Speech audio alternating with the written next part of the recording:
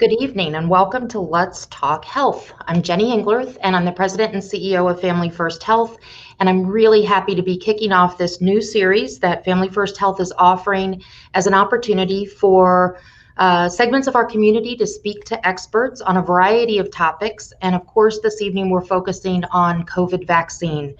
We're really grateful to have both Dr. Eugene Curley and Dr. Tomi from our Family First Health office join us this evening. I want to start out by introducing them, and then we will quickly be getting to your questions. Please feel free to use the chat feature as we go through this evening, and please share any question that you have. The point of this series is for you, members of the community, to have access to experts that are able to answer your questions, whatever those questions are. This is a critically important time for all of us to understand our options, be as informed as possible about the COVID vaccine. And tonight is all about you, being able to ask your questions and get them answered. So I want to start out by giving some background about our two experts this evening, two wonderful physicians who throughout the past year have contributed to our community's mitigation of COVID, and really happy to know and respect both of them greatly. Dr. Curley joins us from WellSpan Health. He received his undergraduate degree from Indiana University of Pennsylvania, his medical degree from Penn State University College of Medicine, and completed his fellowship in infectious disease and his residency in internal medicine at Penn State Milton S. Hershey Medical Center. He is certified in infectious disease by the American Board of Internal Medicine, and as I said, currently practices with WellSpan Health. Dr. Tomi is a family physician. She received her Bachelor of Science in Chemistry from Howard University, her medical degree from Howard University College of Medicine, and her master's in public health and a certificate in global health and course interest in maternal child health from Johns Hopkins Bloomberg School of Public Health. She completed her residency at York Hospital Family Medicine Residency Program, and as I said, she currently practices with us at Family First Health, and we are glad to have both of these experts with us this evening. I'm going to turn it over to my colleague Anika Jackson to moderate this evening. Anika joined Family First Health in 2017. Feels like she's been around a lot longer than that with us. And she serves as our Director of New Initiatives. In her role, she leads our work in school-based health, has taken on a variety of other initiatives that have helped us address disparities, which is core to the work as a community health center of Family First Health, and actually has a lot of ties to our conversation this evening. Anika holds a Master of Science degree in Public Relations from SI Newhouse School at Syracuse University, and a Bachelor of Arts degree in Corporate and Broadcast Communications from Elon University. So I'm going to turn it over to Anika to moderate our time together this evening. Thanks, Jenny, and thank you everybody who's taken the time to join us tonight. We all know this is an important conversation, and at Family First Health, as Jenny said, this is at the core of what we do. So we are very thankful to be partnering with the York NAACP for this event, and also for WellSpan Health support for this event tonight. So as Jenny alluded to, we've been hearing a lot about the disproportionate impact of COVID-19 on various communities, but most the conversation tonight is really around the Black community, and we've really seen a stark disproportionality on the Black community. And yet we are also hearing about what the so-called hesitancy to get the vaccine. And so we're going to get into some of that tonight, and I'm sure there'll be questions coming in surrounding that. So as we talk about the hesitancy, we also have started to see the vaccines roll out, and we're seeing Black people get those vaccines at a much lower rate. So just to give some foundational data for those who have not heard this data yet, Black people are 3 times more likely than white people to be diagnosed with COVID-19, 5 times more likely to be hospitalized, and 2.5 times more likely to die. So if there's ever any question around why are we having this conversation specifically focused on the Black community, that alone is why. And so as we look at vaccinations, and I pulled some data looking for York County in particular, as of Friday, of those who are partially vaccinated in York County, only 1.3% of those people are Black. And that's out of about 55,000 people. In terms of those fully vaccinated, only 2% are Black, and that's about close to 27,000. And this was as of Friday for York County. So again, Family First Health, this is at the core of what we do, looking at these health disparities and figuring out ways that we can be a part of the solution.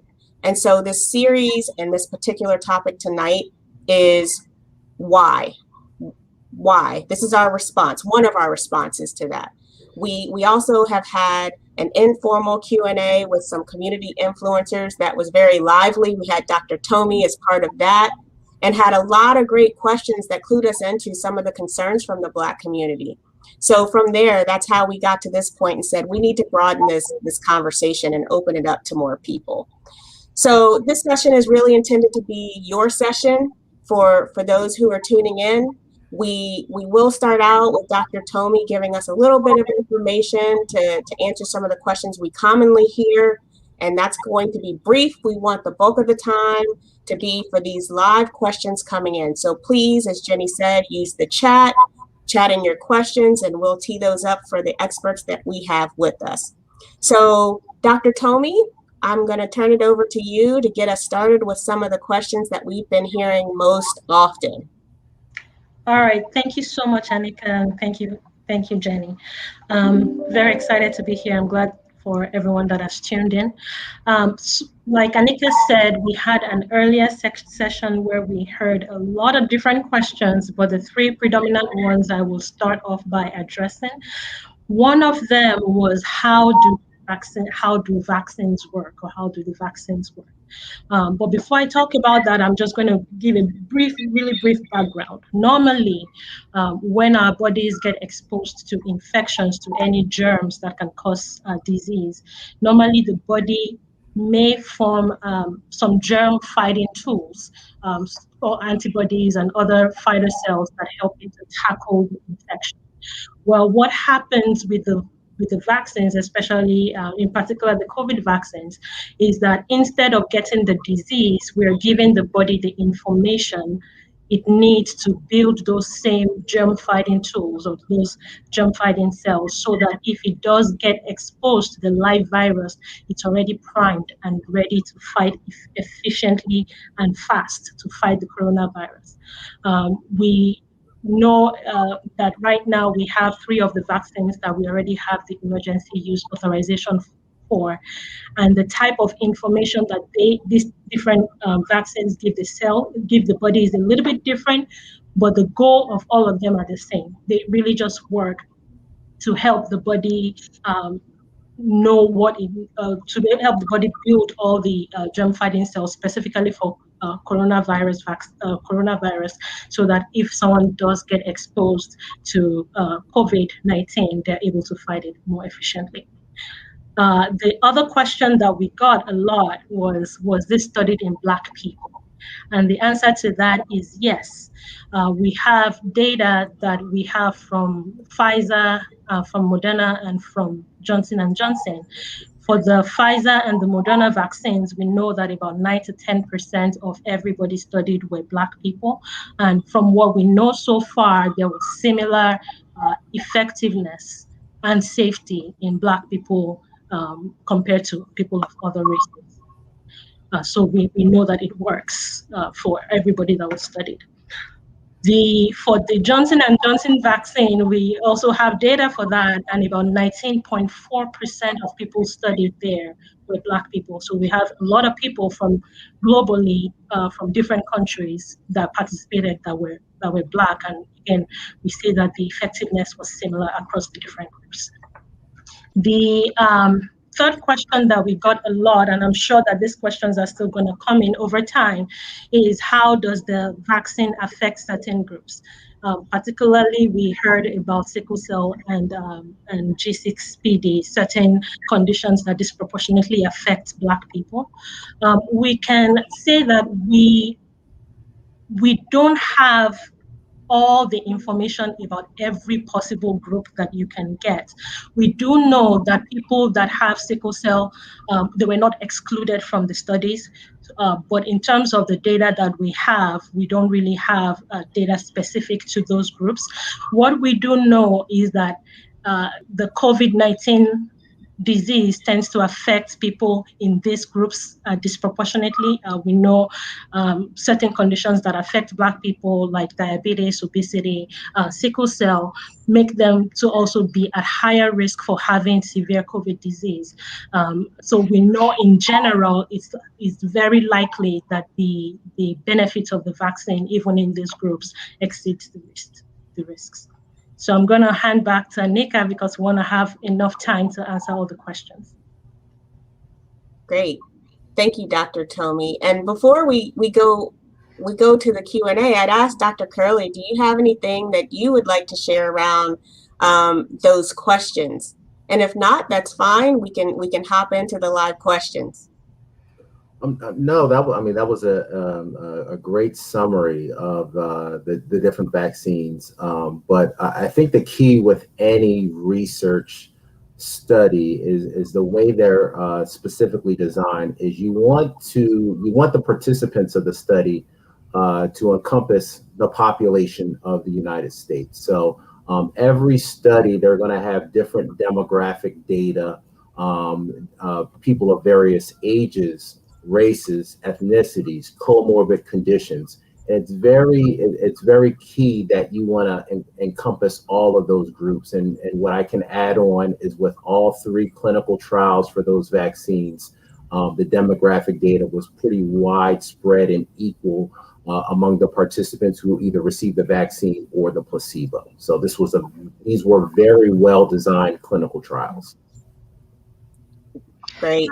Dr. Curley, could I ask, when you think about other immunizations in your specialty, how do the results of these studies stack up?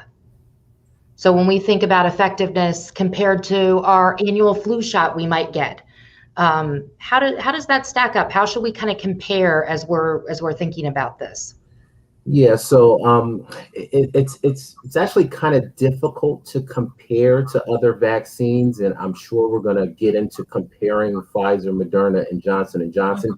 Even within the different coronavirus vaccines, it's difficult to compare. But what I can say is that these trials were very well designed, and that the safety and the efficacy data were overwhelmingly positive. I don't think any of the clinical experts really expected that we were going to see, numbers this good. Where we're talking about, vaccine efficacy as high as 95%. I don't think anyone expected that, but these are very good numbers. Much better than the numbers that you'll hear about with the flu shot from year to year. There's some differences in the way that a flu shot is made and some of the mutations that happen from year to year, but definitely the efficacy numbers are much better than we see with the flu shot. Great. I think that's a great reference point for people, because a lot of people do get the flu shot.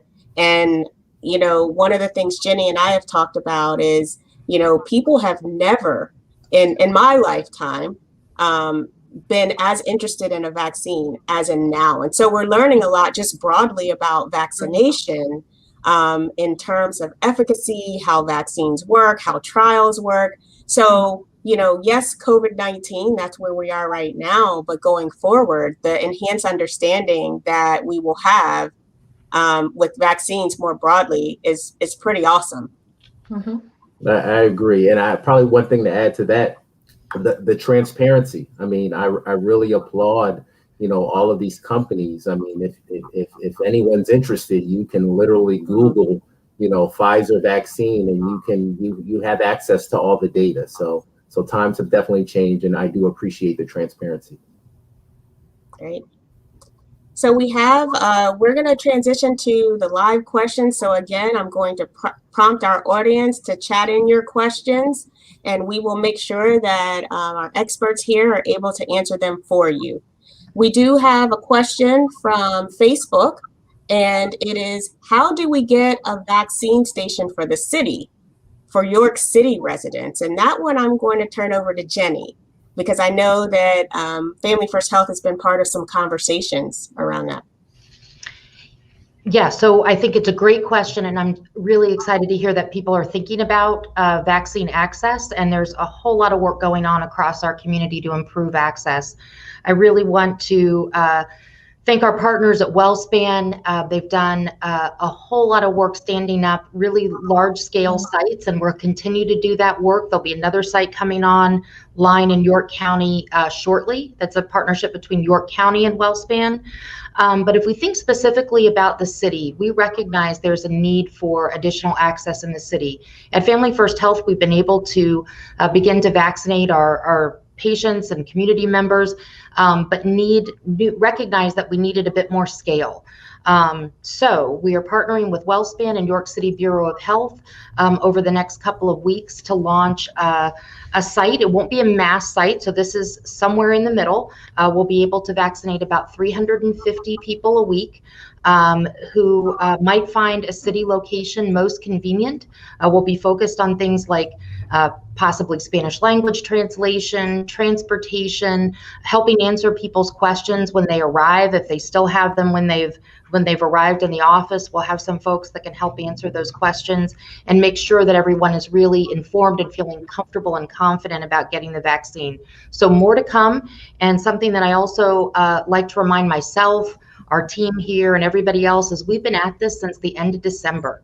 So we are really always trying to monitor demand and supply has been strained at times. So I kind of feel like it's a train that's really just getting rolling, and we hope to be able to make vaccine more and more accessible to everyone in the community that's interested.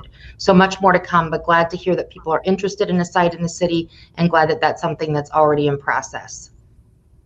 Thank you, Jenny. Yes, I know. I've heard that multiple times as well. We heard that in our Q&A, our informal Q&A group. So glad that people are thinking about that. Another question that came in is from Facebook is, can we hear about the variants of COVID? And so I'm sure that we can go a bunch of different ways with this. And so Dr. Tomi, Dr. Curley, who wants to take that one? So I can start about the variants. So for those that don't know, when we talk about COVID variants, there are now different strains of COVID, and viruses naturally mutate. We see this with flu virus, with HIV virus. It's just something that commonly happens. So these variants were not a surprise to clinical experts. They were kind of expected. And we're finding a lot more, even today about these variants.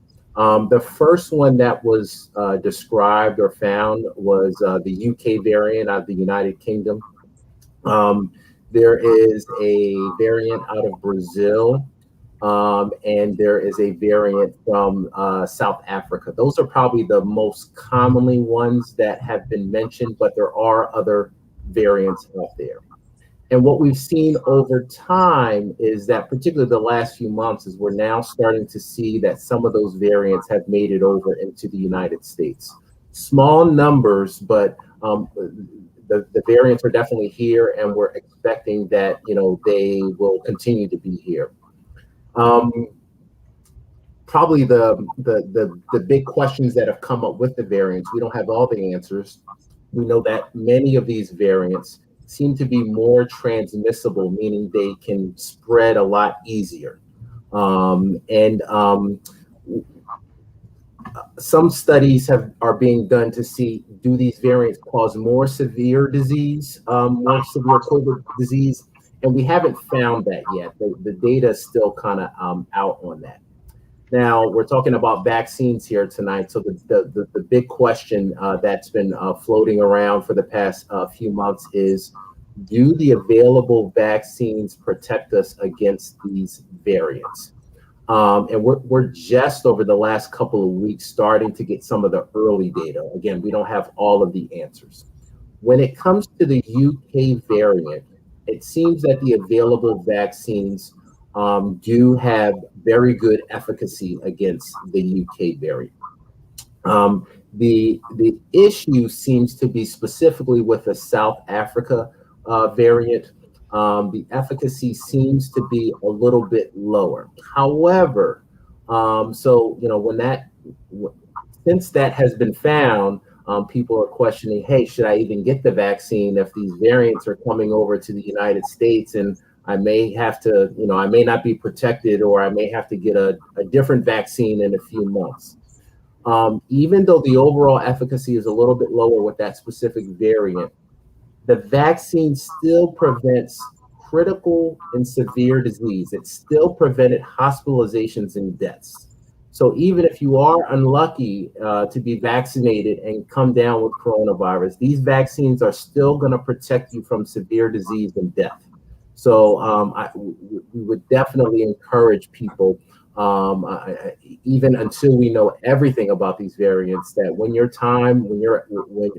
eligible to get a vaccine, please get the first vaccine available.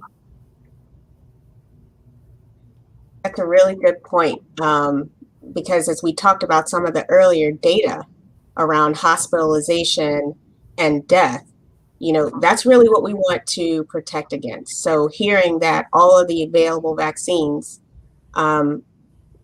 do that for us, protect us that way, is important, because there's been much said about the different types of vaccine and, having a preference to one over the other. So thank you for underscoring that, Dr. Curley.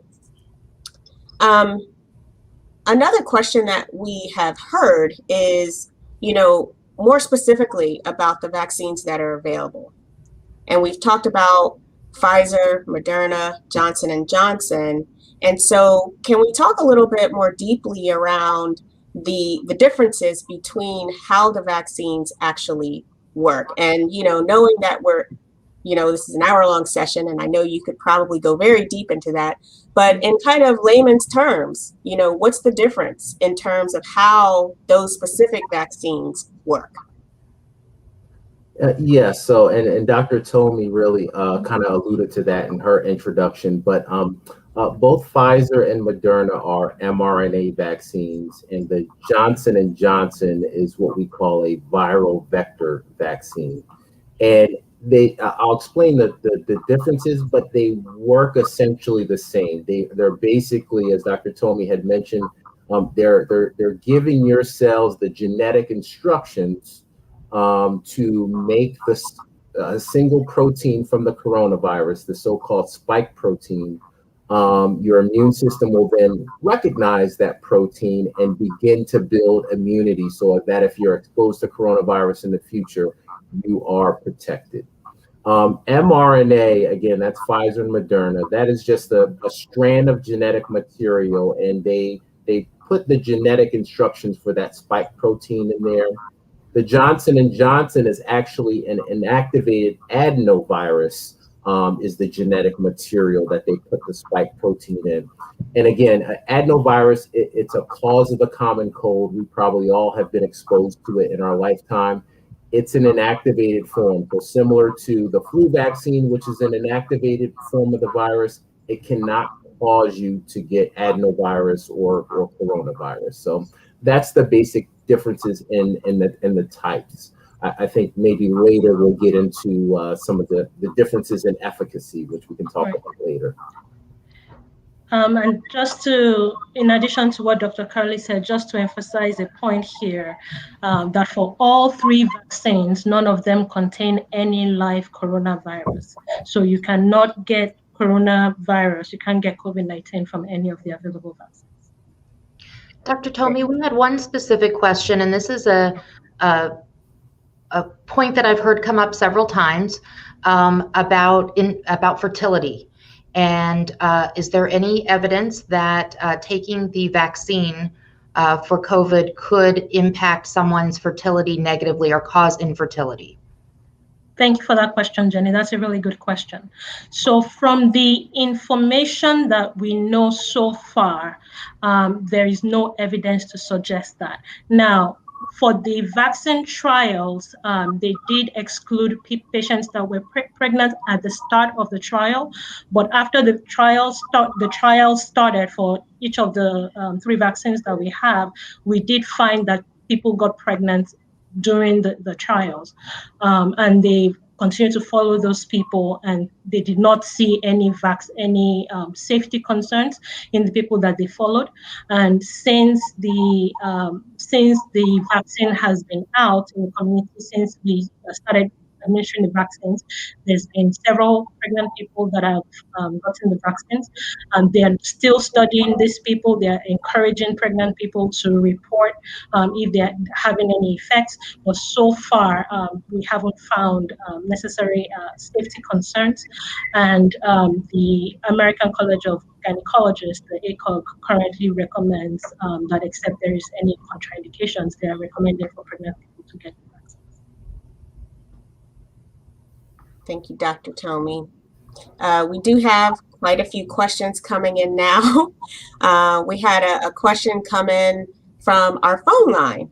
And the question is, are there any precautions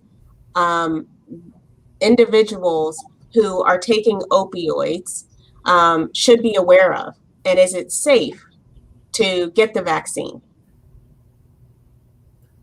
Yeah, so they've actually looked at to see if there are what are all the contraindications or reasons that a person should not get a vaccination, and they specifically looked at different medications. Again, the clinical trials for Pfizer was approximately 44,000 people.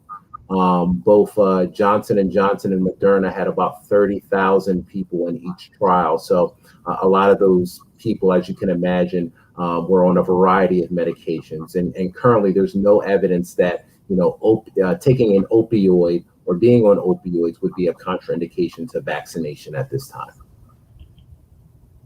Great.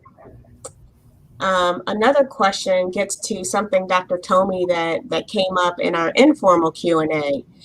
So the question is, if I have inflammation in my body from an unknown source, should I not get the vaccine until it is resolved?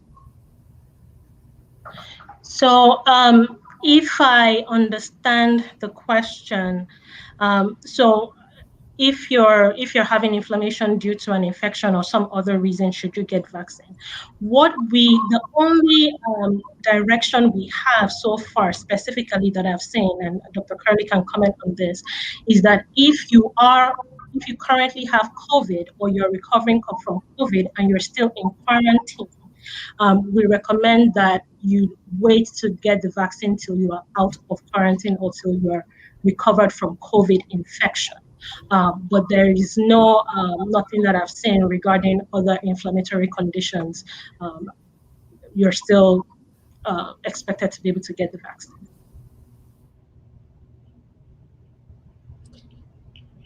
Okay. The next question is building immunity the same as building antibodies against the virus? These questions are pretty, our audience is pretty informed.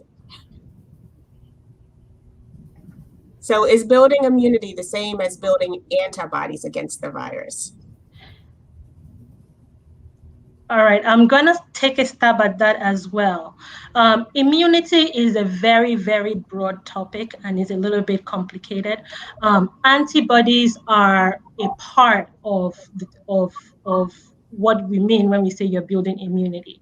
So it's one of the fighter cells. Antibodies are one of the fighter proteins or one of the fighting mechanisms that your body builds to fight coronavirus. So when you're building antibodies, it is an aspect of building immunity. There are other cells in the body that you get as a part of that response or of that immune response that help you fight infections, and antibodies are one of them. Great. Dr. Curley, you are on. It seems like you cut out a couple of times quickly, but I just want to make sure you knew that we could see you. Okay, perfect. So I'm sorry about that. I lost connection for a second. No problem. I thought that's maybe what you were concerned about, if I was reading your body language, but we're here and can see you. Okay, perfect. And I think we're all used to that by now, a year into this and doing Zooms and all kinds of stuff. We're used to falling off and coming back. So welcome back. All right. A question that came up is are the vaccines available for anyone or only those who fall into phase 1A? And so, Dr. Curley? Yeah, so we're still in phase 1A currently. And just to give everyone a little bit of background, the healthcare systems are not in control over who can get vaccinated. That is determined mainly by the Pennsylvania Department of Health. So they're in control of when we move to the next phase. So we have to follow their regulations right now, but currently we're still in phase 1A. Great. It looks like Dr. Tomi is back as well. Sorry, I got cut off. Well, and as I was saying, Dr. Tomi, I think we're all used to that. A year into this virtual world that people are coming and going. So we're powering through, and that's what we've been doing this whole past year, powering through, right? That's all we can do. Yeah. So I'm sorry, Nika. I was just going to ask, one of the things that came up, and I'm seeing a little bit of it in the general comments, are kind of thoughts about several people have gotten immunized and they're commenting about that, which is great, gotten their vaccine. And so what should the mitigation or how should we be thinking about things like wearing a mask and social distancing once we have been vaccinated? What does that look like? I believe there's been a little bit of confusion, and that's something that people are not 100% clear about. So maybe Dr. Curley, if you could start, and Dr. Tomi, if you have thoughts, I think this is an area that we could offer some clarity around. Yes, so this has been one of the difficult issues to address, and we're getting more clarity just within the last couple of days because the CDC has updated their guidance on people that have been fully vaccinated. But in general, for now, even after fully vaccinated, we still need people to follow safety protocols, and that's wearing a mask, social distancing, and practicing good hand hygiene. The reason for that is, one, there's still a lot of circulating virus in the community. No vaccine, even though these vaccines have very high efficacy numbers, no vaccine is 100% effective. And we don't quite know the answer yet on whether an individual who is protected by the vaccine, has been vaccinated, if they can transmit the virus still. So I'll give you a quick example. So I'm an infectious disease physician. I see COVID-19 patients at the hospital every day. I've been vaccinated. I've had both of my shots. Let's say today I went and saw a patient and I just decided not to wear a mask in the room, a COVID-19 patient. My wife and my son at home, they have not been vaccinated. So even though I may not come down with COVID-19 because I'm protected by the vaccine, can I potentially transmit it to my wife and my son when I get home? We don't know that answer yet. We're getting more evidence showing that the risk is probably low or minimal, but the risk is still there. And that's why we still need to follow those safety protocols, at least for now. The CDC, I believe on Monday, they released some guidance specifically on people who are fully vaccinated, if they can start gathering together. And I don't want to take too much time, but it's pretty complicated and layered. The safest scenario is that people that are fully vaccinated can begin congregating if without mask and without social distancing. There are some exceptions in there. So if people are interested, please go on the CDC website. It's right at the top of their updates right now, but they're going to be starting to increase their guidance on what we do as more of the US population gets vaccinated. That's an important message. Keep wearing our masks. Keep wearing our masks. So another question from Facebook. Have there been any, I think the question means, have there been any unusual side effects from the injections, particularly among people of color? And I know that this has been a question we've heard a lot at Family First Health. I think that's one of the top questions we hear more broadly is the side effects. And Dr. Tomi, I'm going to ask you that question because I know we've talked extensively about that at Family First Health. Mm-hmm. So we know that a lot of people will develop certain reactions. We like to refer to them as immune reactions or side effects, as you may, after they've gotten the vaccine. Those reactions are mostly local, where you like injection site pain at the site of the injection. Some people will get swelling, redness. So in all three of the vaccine trials, we did see that. We did not see any of these different reactions categorized by race. So we don't see that they disproportionately affect Black people versus other people, other members of the population. Same as the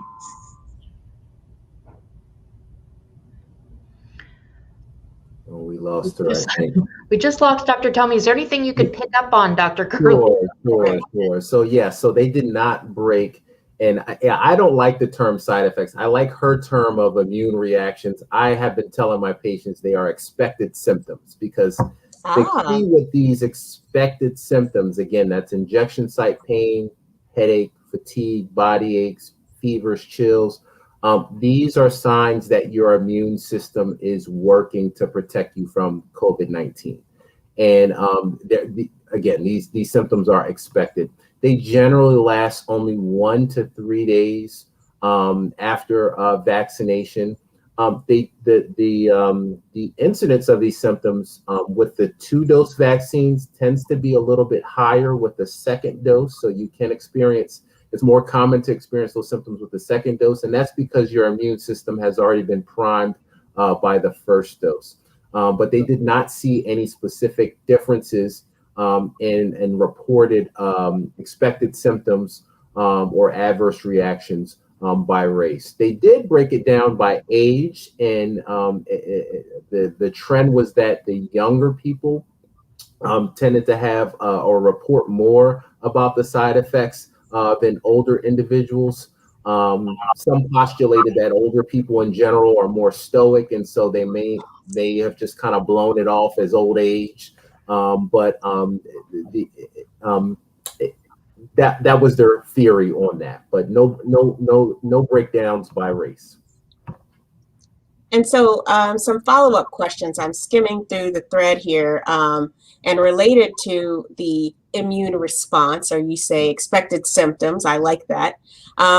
So from YouTube, there was more of a comment that there have been recent rare reports of a delayed skin reaction following the immunization. Will you talk about this? A delayed skin reaction. So there have been a variety of allergic reactions with the available vaccines. Most of the data with the Johnson & Johnson just recently being receiving the emergency use authorization. Most of our experiences with Pfizer and Moderna right now. There are a variety of allergic reactions. Some of the symptoms could be as simple as just itching without rash. Some people have developed a rash or hives with the reaction. The most severe form would be anaphylaxis, people with shortness of breath, sensation that their throat is closing. But there are a variety of allergic reactions that can affect the skin. The large majority of these seem to resolve over time or with Benadryl and antihistamines, but it's very similar to an allergic reaction you would get with any new medication. Okay. And then another follow-up I would ask that came in from Facebook is there was an expressed concern about what is in the vaccines, and knowing what's in the vaccine to know, am I allergic to that? And so perhaps can we provide guidance on to the viewers about how to gain access to know what's in the vaccines? You want to take that? Yeah, sure. On the CDC website, and when you look at the Pfizer and the Moderna home pages, all of them have all the ingredients in their vaccines listed. It's very easy to find on Google. If you just Google Moderna vaccine ingredients, this information is really, really easy to get. The Johnson & Johnson also, their information is easy to get. You may have heard things like polysorbate or polyethylene glycol, the ingredients in laxative. So these things are things that you can easily find. It is important to note that for all three of the vaccines, there were no preservatives added. People that have latex allergy and common food allergies are able to get the vaccine. What we do, the advice that we do have, as healthcare providers, what we're doing is that anybody that has had a severe reaction in the past that was like an anaphylaxis, like Dr. Curley described, we are trying to monitor them for longer at the vaccine location, so that if they do have a severe reaction, we're able to catch those quickly. And there's specific guidance and that we have regarding that. And then, so just if you have any allergies, what I would encourage you to do is whenever you go to the sites where you're getting your vaccination, just let the providers there know that you have these allergies, tell them what the reaction was, and they will monitor appropriately. The only contraindication that we have so far really is if you've had a severe reaction, like an anaphylaxis reaction, against any ingredient of the vaccine in the past or against a prior dose of the vaccine. So say somebody had an anaphylactic reaction to the first vaccine, the first dose, then don't get the second dose.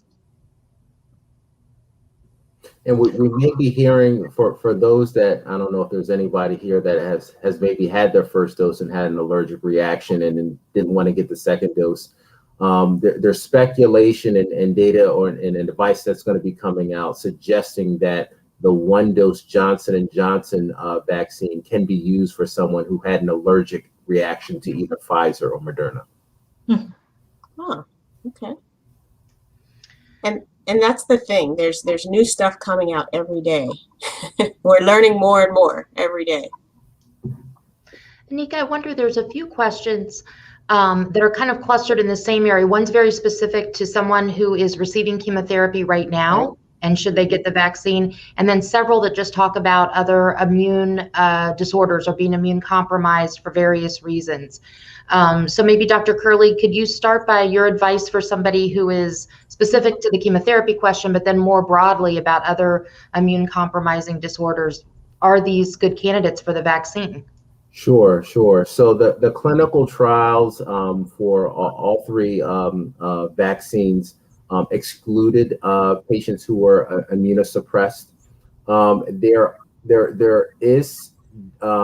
were participants with HIV, but a lot of that data they have kind of separated out and are going to be reporting that later. So we don't have access to a lot of that data yet.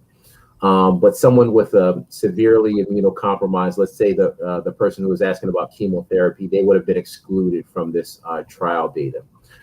Now, the recommendation for all three of these vaccines is that, an immunocompromised state is not necessarily a contraindication to getting vaccine. It's something that they're recommending that you should talk over with your primary care physician, or in the situation with the patient on chemotherapy, talk it over with your oncologist to really weigh the risks and benefits. And although these specific vaccines have not been studied in immunocompromised, the question is not really about the safety of these vaccines in immunocompromised individuals. The issue is, will an immunocompromised individual develop an immune response after the vaccine. So will the vaccine actually be protected in immunosuppressed individuals? I know at least Pfizer and Moderna have already started trials in immunosuppressed individuals, so we'll get more on that data. But what I would suggest is to talk it over with either your primary care physician or oncologist, whoever is managing the immunocompromised state. And again, it's weighing the risks and benefits. Mm-hmm. Thank you. I'm going to ask Dr. Tomi to put on her public health hat. We had a great question about off YouTube that asks about, and I'm not familiar with this personally, but it references California's revised approach to focus on supplies, and I'm thinking vaccines in areas which have been harder hit. So is this an approach, something that our community should look to as a model? And what do you think about this approach of directing resources, specifically vaccine, to particularly hard-hit areas of a community? That's a really interesting question. And it's definitely an interesting approach. Incidentally, I was listening in on one of the decision-making sessions that the CDC was having today.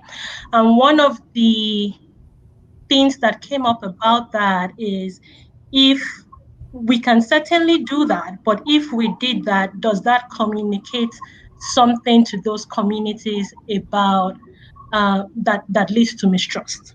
So it's definitely something to think about, to look at, but obviously we need to keep making sure that we are not unintentionally communicating a message that we don't want to communicate. I think ultimately what we want to do is to try to get it to everybody. Eventually, hopefully we'll get there, and focusing initially on the highest risk, people that have the highest risk, which are, as we know, are people that have a lot of comorbidities and higher age groups. There was, Dr. Tomi, a specific question building on that, specific to high BMI, high blood pressure, and why should a person with those conditions be really considered high risk and be thinking about the vaccine more than maybe someone who doesn't have those conditions? That's also a really, really good question.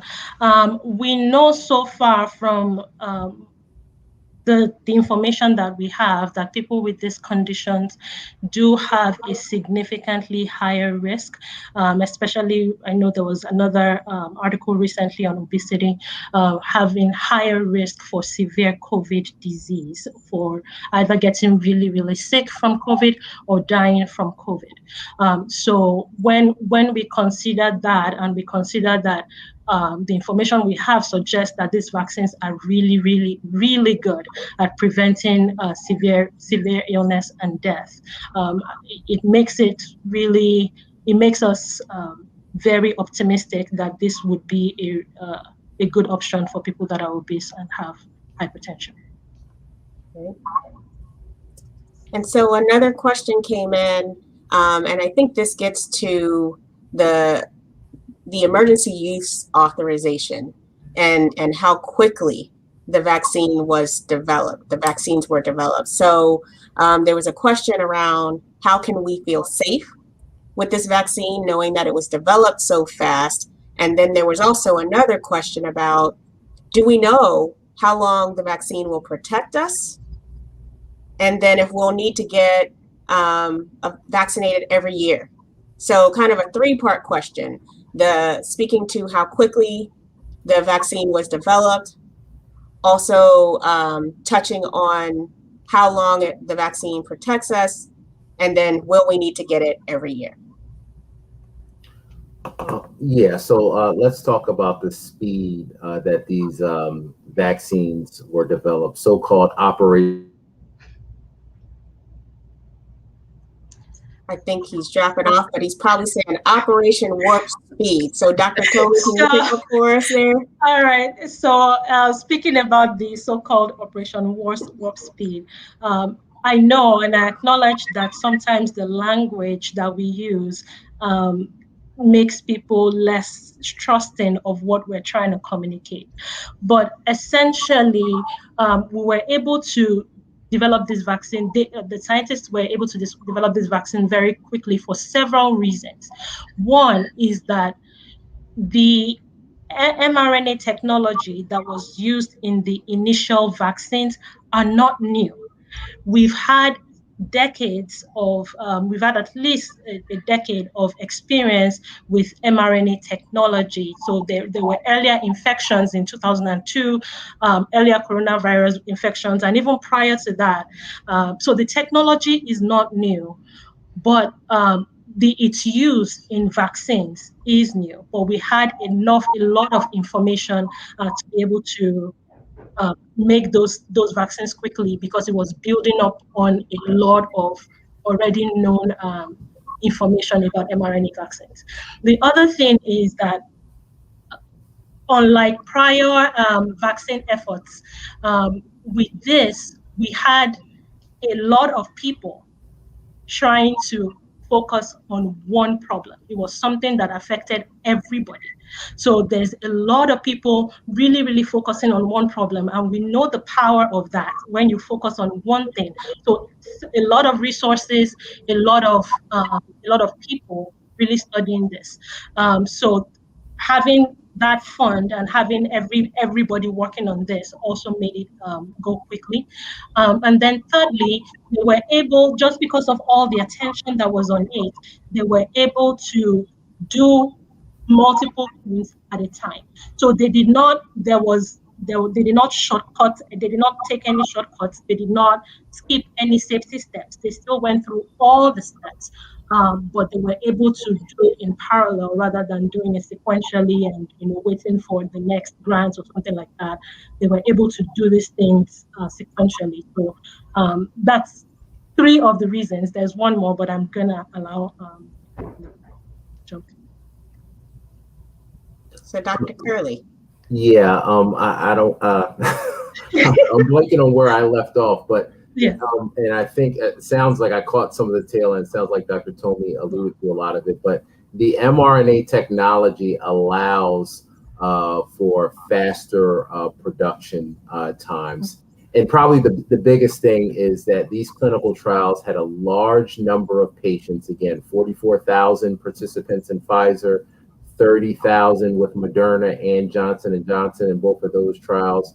The FDA did not want to take any shortcuts. They said, hey, we need at least 8 to 12 weeks of data before we will even consider emergency use authorization. So the review process that the CDC, FDA, ACIP have, it's a very rigorous process. I think for Pfizer, I actually watched a lot of their live stream. It was a 12-hour live stream just going through the data with different physicians. And I think they published a document on the order of like 100 pages. So they really went through the data, and that's why we were able to get a vaccine so fast. Should we expect a booster? That whole idea of, well, is this something I'll need to get every year? Do we have clarity yet, or what should we expect? Yeah, so we're still waiting on the answer for that. So at the time that all three of these vaccines received the emergency use authorization, they had about 2 to 3 months of follow-up data after the participants were vaccinated. So we have the short-term immunity data. We just don't have the long-term data. Now, with all three vaccine clinical trials, the participants will be followed for a total of 2 years. Both Pfizer and Moderna started their trials last year in July. So we're going to be getting to that 1-year mark soon. And what the experts are thinking is that they're going to be, because right now they're following these patients, they're checking antibody levels, checking to see if they develop COVID-19, checking other measures of immune response, and they'll be reporting that data out. So when we get our first update, which they're speculating sometime this summer, we'll have a better idea on whether we'll need booster shots, whether we need to get a shot every year. So that data will come. And so as I like to say, more to come. I feel like with COVID and the vaccines, you know, as we talked about earlier, there's so much happening so quickly. And so there's always more to come. And we're learning more and more each day. I see that we're about 5 minutes before our time. And so, Jenny, was there a question you wanted to tee up for us? I think that this one really kind of spoke to, I think, something that a lot of people may be kind of struggling with. I'll read this. This was from Facebook. The person says, I had mine scheduled Saturday and I got scared and I canceled it. They're concerned about no research on long-term effects and that there are some high-profile people saying that they would not get the vaccine. And I think this is the hesitancy we spoke about when we started this conversation. Somebody was queued up and ready, they made the appointment, and then those fears and barriers took over. So I'd really love to ask both of you to speak to that and you know, in whatever way you're comfortable, even your own thoughts and concerns. I don't know anyone that didn't have a pause or a moment of concern in their decision making about the vaccine. So I think that's very normal. And but I'd love for both of you to speak into that in any way that you feel is most important to convey to the audience. Yeah, I can start. So I can tell you that until I saw the data, I was hesitant in getting the vaccine. I knew for myself that I wasn't going to get a vaccine until I saw and was able to look at all the available data and do my own research. So what I can tell you, again, that mRNA technology is not new. So that was a misconception. You know, that technology has been out for over 30 years. I mean, in the 1990s, they even in the last decade, they've made dramatic strides with developing vaccines, mRNA vaccines for HIV, Zika virus, even in some cancer research. So the experience has been there, and there have not been any associated long-term side effects with the available research known. Now, do we have long-term data, you know, with specifically with these coronavirus vaccines? We're just not there yet. But if you take all comers of vaccine and vaccine research in general, the large majority of people that are going to develop let's call it an adverse reaction from the vaccine, it's usually within 2 to 4 weeks after receiving vaccination. And we just have a ton of experience at this point. We have a ton of experience from the clinical trials, and we're just not seeing that. So again, that long-term data will come, but it'll be a while until we have that specifically. Dr. Tomi, would you add anything? Yeah. So I will definitely agree with that. I was hesitant at the beginning. I had several conversations with a lot of people from my family, within Family First Health. I was probably one of the later doctors to get it because I wanted to see all the data. I think the Pfizer one came first. I wanted to see the Moderna data because that's what we had at Family First at the time. So I really, really waited to research it on my own, get all the information on my own, and make my decision. So it wasn't easy to make the decision. And like Dr. Curley said, we don't have long-term data, and that is true. However, we know some things about the science of how mRNA works. We know some things about the science of the viral vector vaccine. In fact, the Johnson & Johnson vaccine, the viral vector adenovirus vector vaccine, has been used in Ebola, and about 193,000 people were studied for that one. About 1,500 of them were pregnant. So we do have enough information. We have some information about people that have gotten the vaccines, but in addition to that, we know about the biology of these things, and we know that mRNA does not last long in the body. So it's despite the fact that we don't have that long-term data, it really is hard to imagine that we will see anything long-term that we don't already know. But of course, more to come, like you say, Anika. Yeah. And I'll just add one last thing, and hopefully this will help everyone. The risk of getting coronavirus and having long-term complications or even dying are far outweigh the risk of any potential side effect from a vaccine. So as someone who is coming up on a year of every day seeing coronavirus patients, it was very important to me that if these vaccines work and that if they were found to be safe, which the clinical trial showed, that, hey, I would be one of the first in line to get it. So really, hopefully people will think about that. I've seen so many people in the pandemic that have died from this terrible disease that should be alive still today, even young individuals. So again, Right. that risk of that coronavirus is much worse than the risk of any vaccine.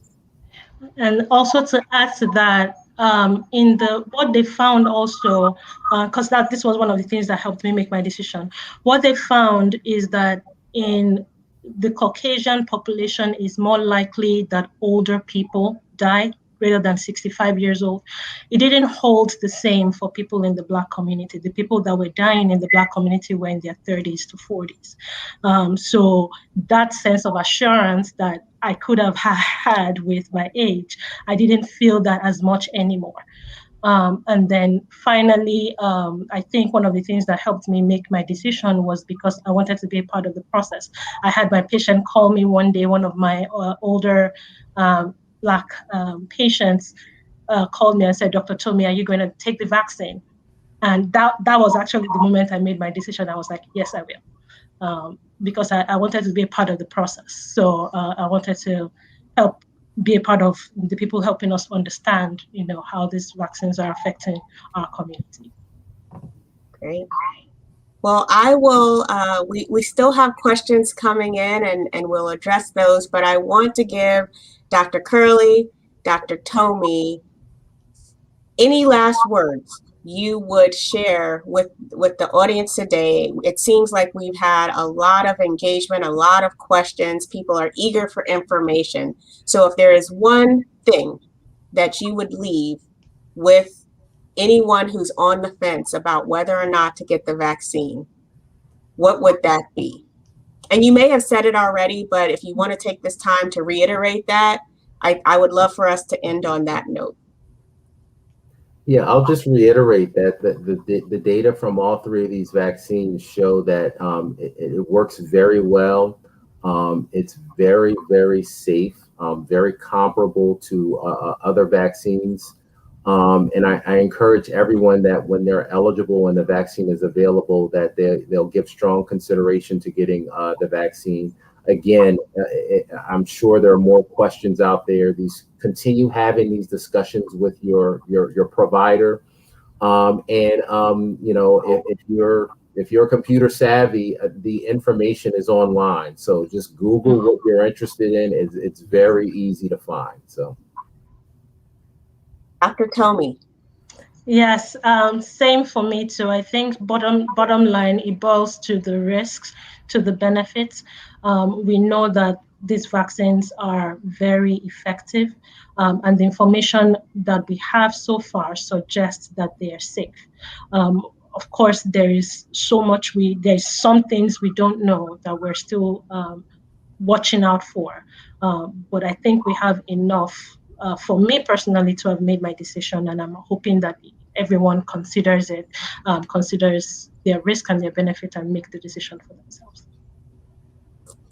Thank you, Dr. Tomi, and thank you, Dr. Curley, and thank you, Jenny, for being a part of the conversation. Again, this is the first in a series for our Let's Talk Health series, and really our goal is to have these relevant conversations where we can engage with the communities around what's impacting our communities most directly at any point in time.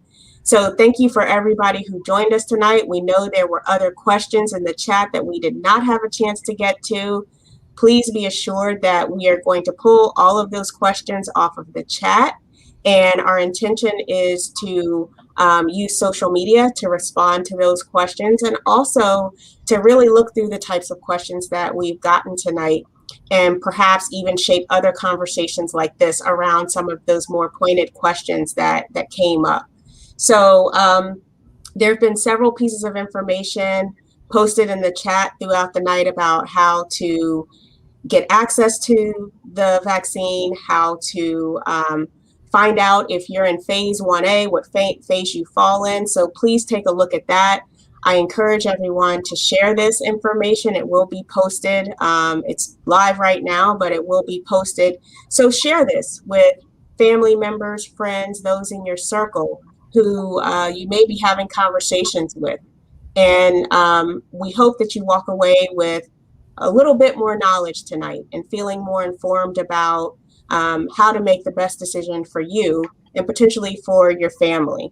So we do have our email address there, letstalkhealth@familyfirsthealth.org. That will remain available. If you have questions, please continue to email those, and we'll ensure that we get a response to you.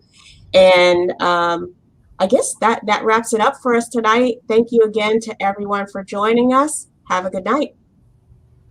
Thanks, York NAACP. You really got people out tonight. And thanks, Dr. Curley, and thanks, Dr. Tomi. Thank you, Anika.